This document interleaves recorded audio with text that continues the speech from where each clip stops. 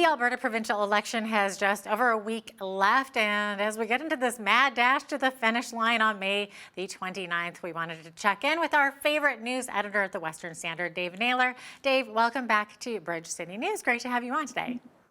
Well, it's great to be here, especially as I'm your favorite. Oh, yeah, all the time, of course. So, Dave, the first 3 weeks of May have been a whirlwind. And, of course, the she said between the leaders of the two main parties has created a large stir during this election cycle. So, let's start with the findings of the Ethics Commissioner, which was announced Thursday. So, this report says that both the CBC and the NDP lied to the public about Danielle Smith speaking with the Crown and interfering in certain cases to do with COVID restrictions, like the Arthur Pulowski case, for example. So, Dave, do you think this could swing the needle of public opinion at all towards the UCP? Well, it's sort of a case of good news, bad news. The bad news is the Ethics Commissioner found the Premier had violated the Conflict of Interest Act by talking to her Justice Minister about COVID court cases. But she was cleared of allegations that CBC and the NDP made about a month or so ago that she had personally done it or people in her office had done it. So for the UCP, that's a big win. Premier today demanded the CBC retract the story and apologize, or she may continue her threatened legal action. And she sort of threw up her hands at the finding that she contravened the Conflict of Interest Act by saying, well, I was asking my justice minister for a justice opinion. And she's sort of saying, what else can a premier do? And then she invited the justice, or she invited the ethics commissioner to give her some advice the next time on who she should talk to and where she should go for information on justice issues. So, I'm sure the NDP will jump all over that violation, and then the UCP will jump all over the NDP for the allegation that she interfered directly. So good news, bad news. Yeah, and it's also interesting to note that this was an internal investigation as well. So, Dave, do you think that there's much weight in these findings, or should they have maybe hired an outside third-party investigator? Well, the ethics commissioner is independent. She reports only to the assembly. She has reserved the right to put punishments forth when the assembly reconvenes after the election, but it appears to me to be a minor infraction that is not going to cause too much trouble. Okay, all right. And then, of course, speaking of Notley and Smith going head-to-head, the two leading ladies had a debate Thursday evening. So, Dave, if you could have asked the first question of the two party leaders, what would it be? When will it be over, please? The NDP will be hammering health, that the UCP has damaged the healthcare system, whereas the UCP will be focusing on the economy and the job that they're doing and how the Alberta economy is booming and leading the nation again, and sort of throwing back to the days of Premier Notley when the UCP claims hundreds of thousands of jobs were lost. So, okay, so Dave, how much weight do these debates have for the outcome of an election? I believe there was a poll suggesting that 42% of Albertans were waiting until the debate to make up their minds about who to vote for. So, do you think that that's accurate? There's anywhere from maybe 10 to 15% of the population that is still undecided. But unless you get a real knockout blow, a real punch to the guts, you tend not to change your affiliation to whichever party you're favoring before going into the debate, unless somebody just looks foolish and silly. So with that said, there's been a number of different polls. Some have said the UCP leads, some say that the NDP does. Most are suggesting the two parties are pretty much neck and neck. So how much weight do we put into these polls? No, there's certainly a lot of them, isn't there? I mean, the other day, I think there were 4 separate polls. Within this last week, we've had a poll showing the NDP leading in Calgary by 8 points. Another poll shows the UCP leading in Calgary by 8 points.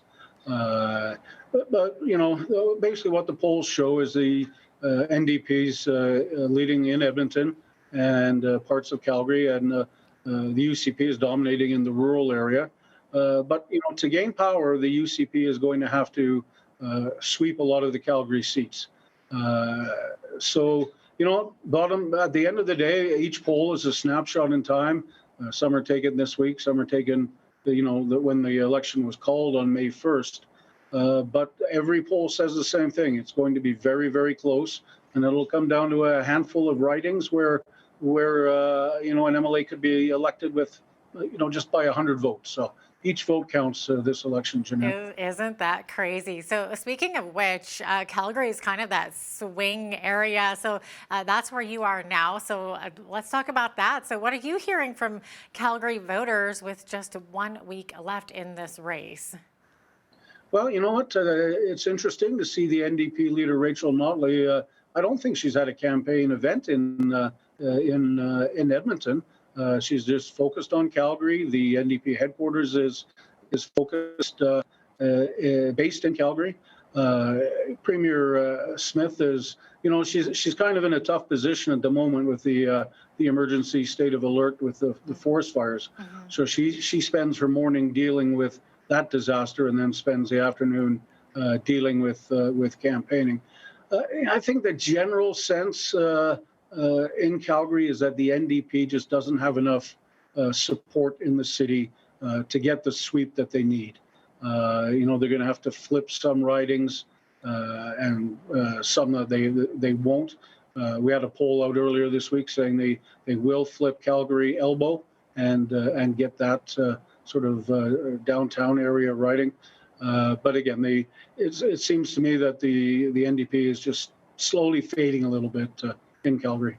Oh, isn't that interesting? Okay, so with that said, what kind of a critique would you give either Notley or Smith in this?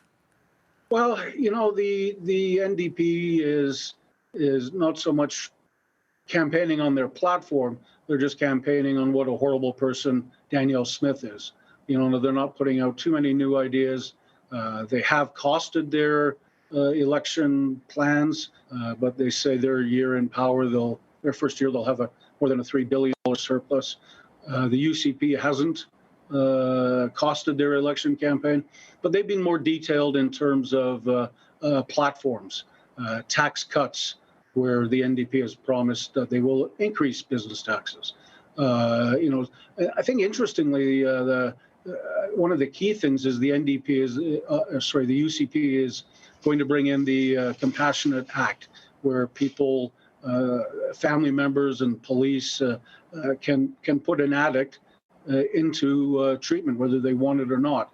And, a lot of people who work in downtown Calgary and they see the social disorder that happens in and around the LRT system in Calgary as well as Edmonton with drug addicts. That's going to be an interesting key in the election to turn some votes, I think.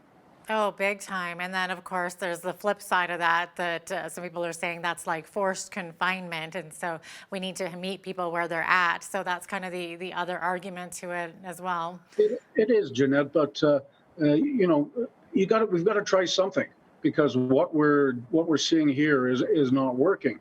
The NDP opened up a safe consumption site near downtown Calgary, and that area has now become a no-go zone.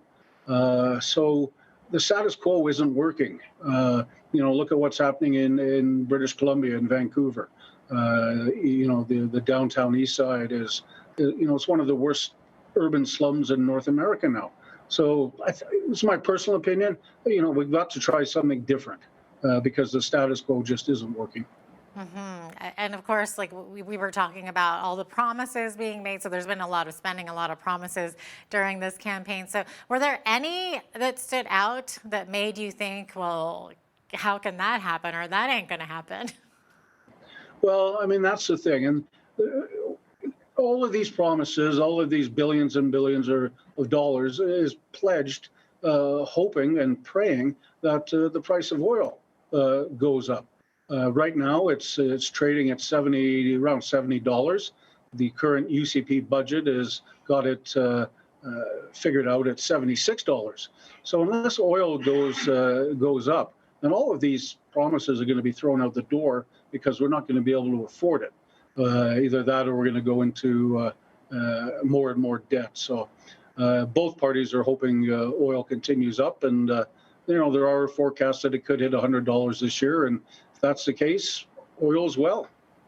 Yeah. Okay. So, and then of course, the big carrot for voters in Calgary is that Promise Entertainment Complex and hockey rink. And Dave, you're right there in Calgary. So, what's your take on this new Promise project? Well, you know what? We are a city that rejected a couple of years ago a bid to go for the Olympics again because the finances weren't there, and Calgarians weren't willing to risk the future of the city on some sketchy Olympic details. So I kind of think this may fall into the same issue, that they don't want their 1.2 billion to go to billionaires who own hockey teams. They don't want tax money used that way. The UCP has framed it by saying their 330 million won't be for the arena; it'll be for areas around the arena. But there's still a whole bunch of Calgary city tax money that would have to go to the deal. Polls show it's pretty evenly split, 50-50.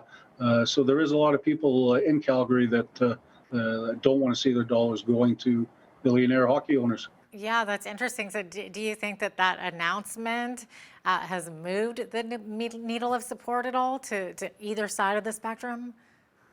You know what? It's hard to say. I mean, there's no doubt that Calgary needs a new arena. It's just a matter of who's going to pay for it. I note residents down in Tempe, Arizona, this week in a plebiscite, I guess, refused to have any city money go into a new arena for the Arizona Coyotes. So that's got talk of the Coyotes moving. Moving, yes, I know. I heard So that this week too. anywhere from Surrey to Hamilton at the moment. But you know what? I don't think we're at that stage yet, even though Flames owner Murray Edwards did kind of hint or threaten a couple of years ago that if we can't get a deal, he was going to move.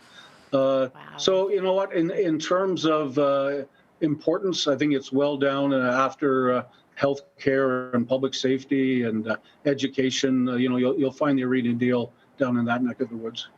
Oh, wouldn't that be crazy if Calgary lost their Flames? I think there'd be a lot of very unhappy people. We're not going to go down that road, though, are we? No, Not yet, anyways.